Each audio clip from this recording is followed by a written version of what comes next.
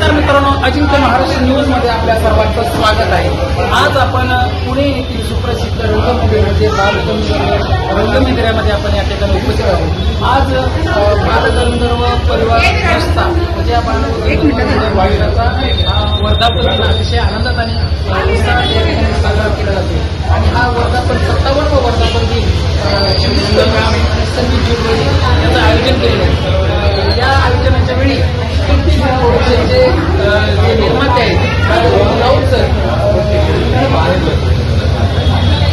Ranjana madam या बालगंधर्व रंगमंदिरामध्ये या ठिकाणी उपस्थित झाले आणि या कार्यक्रमासाठी आनंद घेणार आहे। या प्रोडक्शनमध्ये अभिनेते अंकुश सवल हे पण नेहमी भूमिका साकारत असतात। मी सिनेमॅटिक भूमिकाचे चंद्रकांत लोंढे, मी सुद्धा या प्रोडक्शनचा एक भाग आहे आणि महाराष्ट्रातील सुप्रसिद्ध निवेदक तसेच ऑर्केस्ट्रा निर्माता श्रीकृष्ण मोरे सर यांचंही या ठिकाणी आगमन झालेलं आहे। त्यांचंही चॅनलतर्फे हार्दिक असं स्वागत आहे। फिल्म प्रोडक्शन ज्यावेळेस चित्रकृती निर्माण केली त्यावेळेस अनेक कलाकारांना कसल्याही पैशाची मागणी होत नाही आणि त्या ठिकाणी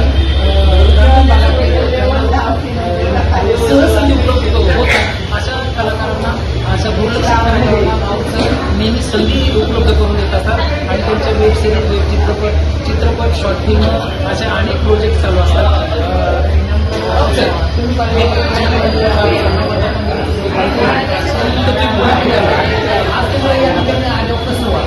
कलाकारांची माहिती आहे। नमस्कार, मी रामदास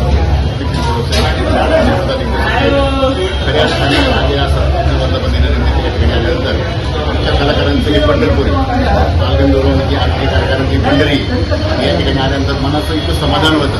इतकं समाधान आम्हाला पुण्याच्या कुठल्या ठिकाणी होत नाही आणि सर्व मान्यवर कलाकारांच्या काही ॲक्टिव्हिटी होतात आणि चर्चा होतात, कामाच्या स्वरूपामध्ये त्यांच्याशी बोलणं होतं आणि खूप आनंदात खाली जातो। असाच असा आनंदात इथे जावं अशी या ठिकाणी सदिच्छा या ठिकाणी टाकतो। खरं तर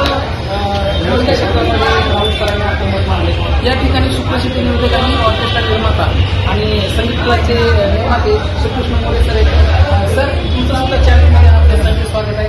या ठिकाणी बालगंधर्व परिवारामध्ये गेल्या वर्षी आपण पुरस्कार दिला होता, गेल्या वर्षी आपल्याला पुरस्कार मिळाला होता आणि यावेळी तुमच्यावरती कमिटीने काही जबाबदारी दिल्या होत्या, तर त्या जबाबदारी तुम्ही या त्याचा भाग आम्ही सुद्धा आहोत आणि अजिंक्य महाराष्ट्र तुम्ही शुभेच्छा।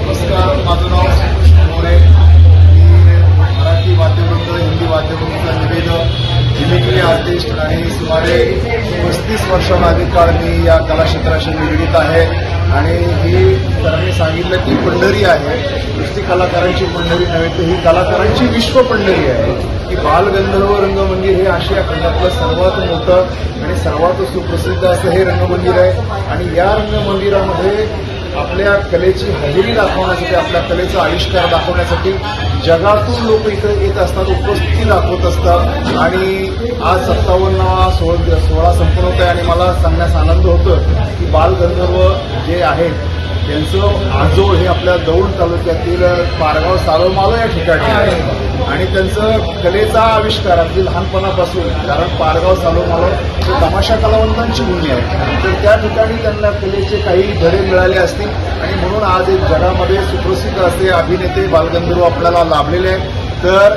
या बालगंधर्व कला मंदिरामधून अनेक कलाकार दिग्गज होत, त्यांची दिगंतामध्ये प्रगती होत, त्यांचं नाव लौकिक हवं असं हार्दिक शुभेच्छा देतो। धन्यवाद। बघा, मोरे सरांनी आपल्याला एक वेगळी माहिती दिली, दौंड तालुक्यातील पारगाव सालोमालो, त्यामध्ये अजून एक थोडी माहिती दिली सर।